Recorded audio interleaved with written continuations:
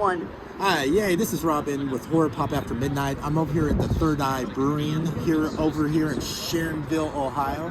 And it's during Horrorhound weekend, which is across the street where all the freaks and the cool people are at. And you're the co-owner, right? Well, there's a few of us, but yes, I have a couple of other partners. So yes, but I'm a co-founder, co-owner. So how long have you been brewing? What got you into brewing these unique flavors? Well, I've been a home brewer for 20 plus years, along with a couple of my other partners in the space. So we've always, this has been kind of a passion, and it was always a nice hobby, and then it turned into an extreme hobby, and then we were like, well, maybe we should try to go pro. So that's kind of been how it evolved. Kind of. So how'd you come up with Third Eye Brewing?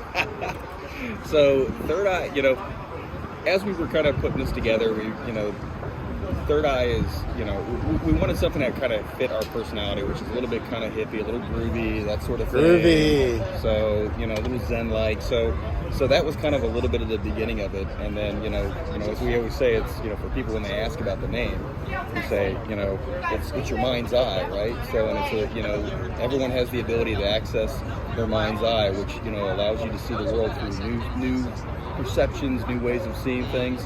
We always say we're here to help you get there one pint at a time. So. That's awesome. I like that. So do you get a lot of like hippies or psychics that come in here, or wide range? We get a wide range, and that's kind of what we really were even shooting for. We're kind of like, if you kind of take the whole sort of a little bit of the hippie vibe, that sort of thing. It's like it's peace, love, and hippie stuff, right? It's like we want this to be a place that everybody feels welcome. Come, as long as you're respectful of other people, come fly your freak flag and do it. That's why we love when we got like Horrorhound, next door. This is like, for us, these weekends are awesome. It's just bringing so many interesting, cool people together like at one time. So. Now, we got this Third Eye Brewing Company, Killer Candy, Cotton Candy. How'd you get together with Horrorhound and Nathan to make this interesting flavor? So we've worked with Nathan on the last couple of Horrorhounds that we've had. So in March, if you're familiar with that, we had there's different themes, and we always talk through kind of some of the things. So that one had more of a Candyman theme. So we actually took our Kolsch and doctored up our Kolsch and had made a honey Kolsch out of that, which was kind of honey vanilla, which was very interesting. So that was kind of our first one of really kind of creating something. And then with that, we said, okay, every one of these we want to try to create something new and exciting. So this one, we were throwing around a few different ideas, and then Nathan came back and said, I think we want to do killer clowns from outer space. And we're like, okay. So that's when, once that started going, we kind of started spitballing some things and kind of going back and forth, and it's pretty obvious that at that point that, cotton candy was going to be involved in that. How much cotton candy did you put in there while you were mixing it? So a lot of that is like, we put in probably, I would say the equivalent of kind of, when you get a big bag of cotton candy, I would say maybe about 10 of those kind of thing, But then there is some other flavor additives and things that we do to kind of bring it across, because this was actually, 15 barrel box, which is a pretty good size. Dang. And then you got a little saying on here. It says, definitely the beer you want to be drinking when the city is overrun with killer crowns. The shandy was brewed with fluffy cotton candy and a mash with a hint of strawberry, American 2-row, and American yeast round out of this beer to make it the perfect combo, easy drinking, nostalgic, horrific fun. So, can't you just picture like Nathan holding this, or Sean Clark going, yes. Exactly.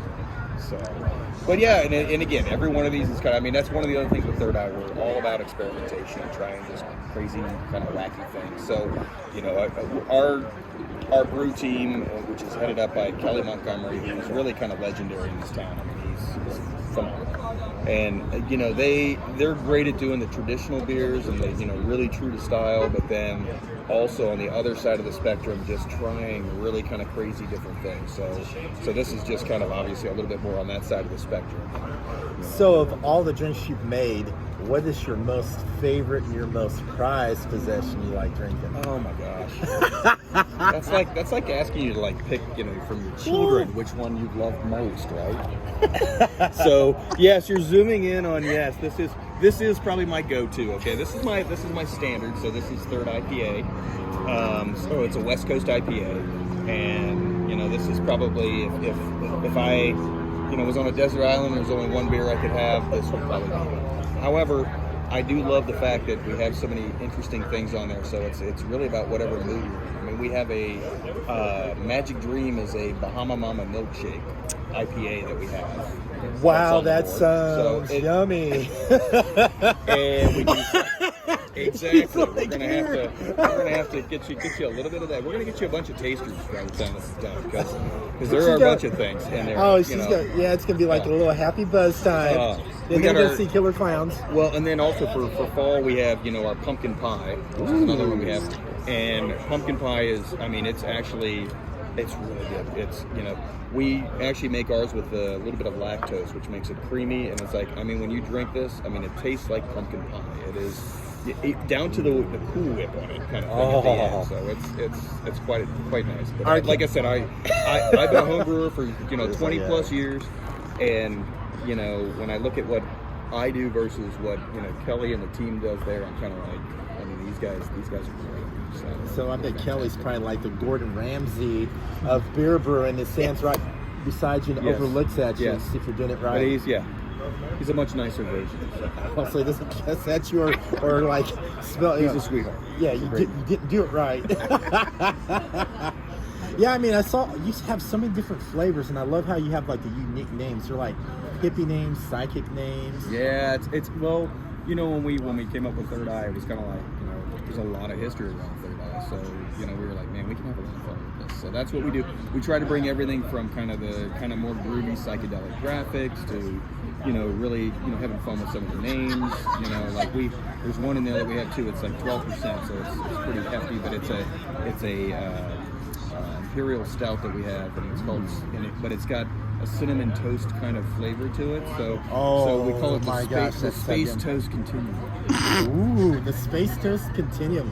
That sounds good. How come you don't got a superhero one? Something like DC or Marvel or something. I'd have to start firing that up. Hey, what I've learned with our brew house is there's no lack of creativity for new beers, and they always need new names, and they always need new identities. So sky's the limit. So I'll add superheroes to the list. Yeah, and you can reach out to me and go, hey, look, I got this cool one. And I'll come by and taste it with everybody. Like, okay, that's like a thumbs up, right? Yeah. Absolutely. And the people that work for you, they're so lively and energetic, and we are blessed with our staff is amazing. Like I said, from the brew house, which I talked about, we also have a great kitchen. We actually have an actual chef who leads that, Stephen Vanderpool. And he's really worked around and been in the industry for many years, and he's got a little bit. He worked a lot down south, so that's why we have a lot of kind of Cajun flair to some of the food and some of that things. When we first opened up, he was creating the menu, and he said, "Hey, I want to do a seafood, boil, a low country boil." And I was like, "You do know we live in Ohio, right?" So I was like, "Hey, fly your freak flag, dude. Let's try it." And see. We're always about let's try it and see. It is. People die. It's so good. It's really good. But it's like, he'll come up with that. He'll do a lamb chop special. He'll do kind of crazy things. So we're really blessed on the kitchen staff, and then our bar staff, which you've already met. Kind of going there. Like Kennedy. Kennedy's a trip, man. Great. He's so energetic, and he's like, hey, I know you. Every one of them, and they are. No matter how busy we are, too. I'm always very impressed with just. They will take the time with people, especially if somebody comes in and it's like, hey, I'm not really a beer person, or I don't know what I like, and that they take really good care of any of the customers. So it's like I said, we're very blessed of what we got. So we just got to keep it going. It's all peace, love, and hippie stuff. Look at you! You're like, it's all hippie stuff and the free drink, and you're like, I'm drinking. That's what cheers. You do. Cheers. Yeah, we gotta say cheers to that. Let's see. So we also have an in-house charity organization that we have called the Live Like Maya Foundation. And actually that was basically Maya was actually my daughter. She passed away from acute myeloid leukemia in 2017. She was 14 years old. She battled cancer for about half of her life. She was diagnosed when she was 7 years old. Spent the first couple of years really battling it through a couple of bone marrow transplants. She was in remission for about 4 years, and they actually had considered her cured at that point as a kid, but then she relapsed and did not make it through the last bone marrow transplant. And the good treatment for that. So, but that's one of the things that, you know, was part of it for me, was about, you know, this was always a lifelong dream to start something like this, and you know, that was an important lesson for me, that life is short. You know, you need to go for it whenever you can. So that's why, you know, we really kind of just jumped into this. But a lot of it too is also for us. You know, we have a motto that's live life, do good, drink beer at Third Eye, and you know, that's kind of what we live by. So that's why we offer a lot through the charities that we do, whether it's the Live Like Maya Foundation or other foundations. So we offer a lot of kind of for fundraising, that sort of thing. But it's also about, you know, living every day, live it to the fullest. So that's kind of what we're here, and that's what we're doing. Yeah, tell me about the corn on your menu and some of your great menu items. Yeah, so again, you know, Steven, our chef, he's great, and he brings a lot of kind of, I would call it, you know, kind of Southwestern, but also Southern flair. He's just got a lot of those things. So, you know, one of the things we have is elote, which is, you know, the street corn, basically. Street corn, on the cob. And he's got this wonderful sauce that he puts on top of it, and it's just, you know, again, now I will warn you, it's super delicious, but it's like, you know, if you're on a first date and, you know, you're trying to be impressive, you're trying to eat this thing, you know, eating corn on the cob is already difficult, but now with all of the sauce and everything, it can be a little messy. So. I think you should be single and, you know, be your own date when you come and be like, it's like, you know, I'm getting my date later, but this is more, you know, attractive. It's gonna, you know. But he's, you know, what's really our probably most popular, the most popular item is our burger. We have it's called a Mindbender burger. Mindbender burger. And it's a burger, and it's a cheeseburger really, and it has pimento cheese that's in there, and as well as a bacon glazed marmalade on top of it. And it's really good. That sounds good. He's killing me over here. That's good. Lori's over here going, I want this. I want this drink. I might have the menu. Is there like a sampler? You're probably right. But no, it's good. The chicken sandwich we have is, again, really great. I mean, it's just, there's all kinds of different things. But like I said, even, you know, the low country shrimp boils is on the menu right now. You know, now we only do that for the summer, or kind of the spring summer kind of thing. So, and then we'll switch that over, and then, but he does, you know, I actually right now we might even have the surf and turf on the menu. Surf and, oh my gosh. So he does it up. I mean, it's, you know, I gotta say, he does a great job. You better not let him go, man. You better pay that chef good. He's a good man. He's a good man, and he's a, I'd call him a hippie himself. So he kind of, you know, he's worked a lot on a lot of different places, and then, you know, when we actually found him kind of through serendipity. It was kind of an interesting kind of thing, but he had moved back up to Ohio. He has family here, but he didn't have a job, and we were working through some things. And he kind of even said, he goes, look, I'm looking for a great place to kind of dig into and really have more of a family type thing. And that's kind of what we try to do here. So. That's just way beyond cool, man. You got a cool food list, cool drinks. You're making me even more thirsty, more hungry. You're taunting the camera person over there, Lori. Her eyes are like getting all big eyes. She's like this. She's like, what? We got a lot to do in here. We gotta get on with it. Yeah, you got a lot of stuff to do. So, and also for entertainment wise, you have like different type of nights or we do. Well, it's interesting because, you know, we opened up in 2020 of June of 2020, so we opened up right in the middle of the pandemic. So how hard was that during the pandemic? It was not really part of the business plan. I can guarantee you that. But no, the beauty of that is really we have a lot of outdoor space, and even the way that the inside with a lot of the garage doors and stuff, it's a very much of an indoor-outdoor space. And even during COVID, when we had to set all the, you know, we had plexiglass, you know, everything everybody had to do.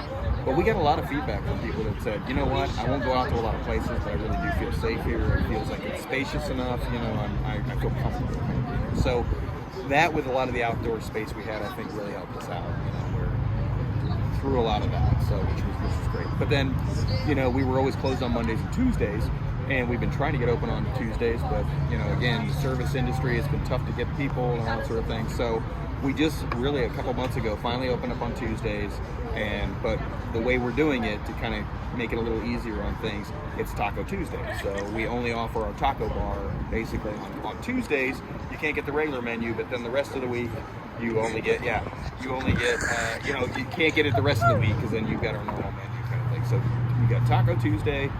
Wednesdays we do trivia, which we got a good trivia crowd that comes out for that. You know, Thursdays are kind of random and that sort of thing. We don't do a lot. We do live music actually on Sundays, usually at this point. Not a lot on the weekends, but we're starting to kind of bring in more things that we want to do. But I got to tell you, speaking of Sundays, Do tell. Bloody Mary Bar.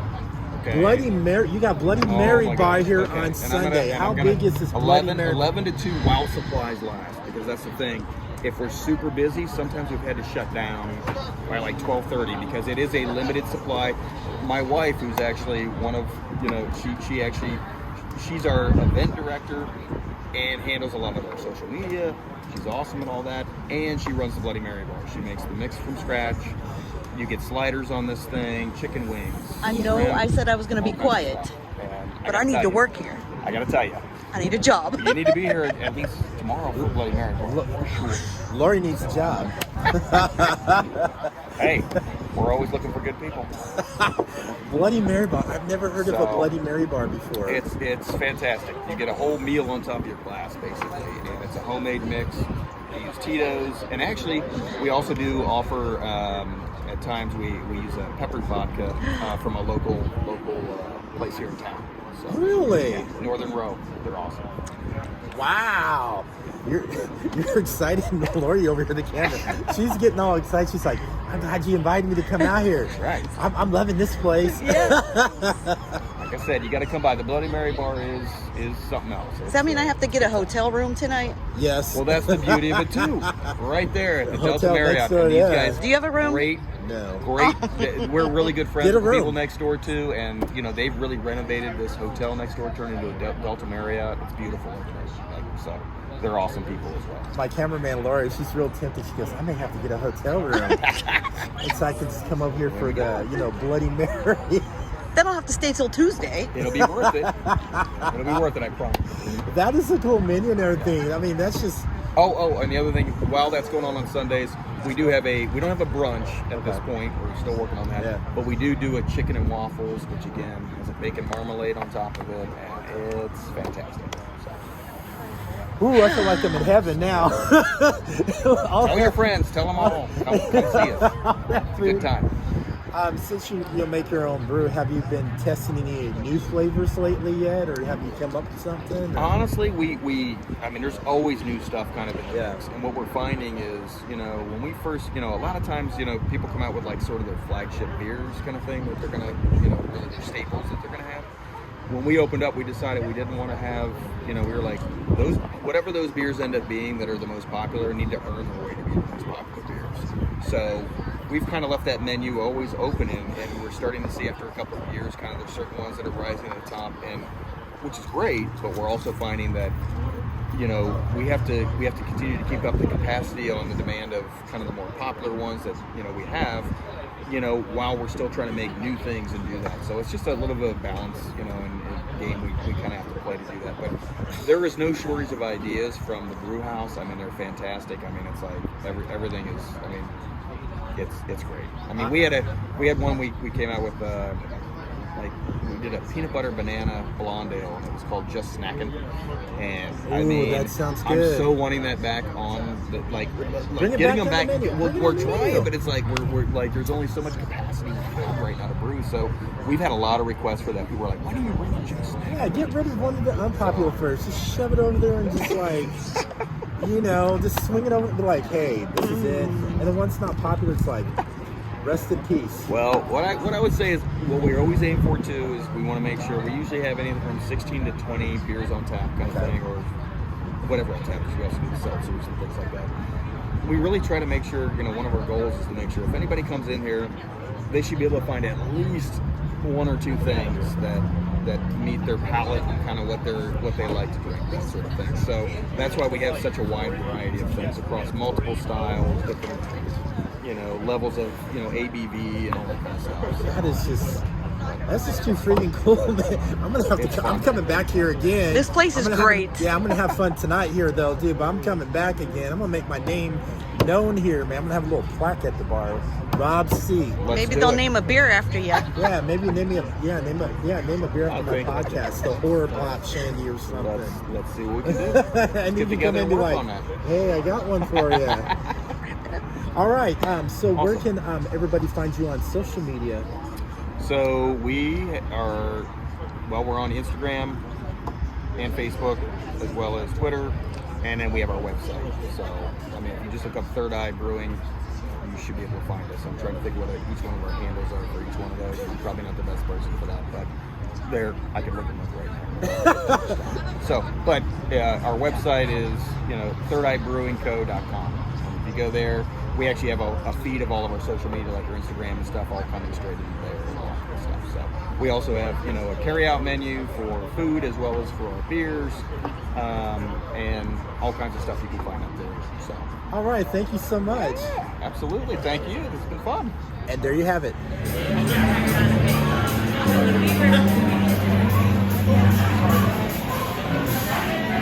Why are you taking pictures, man? Am I taking pictures? I guess say, hey, what's up? What's up?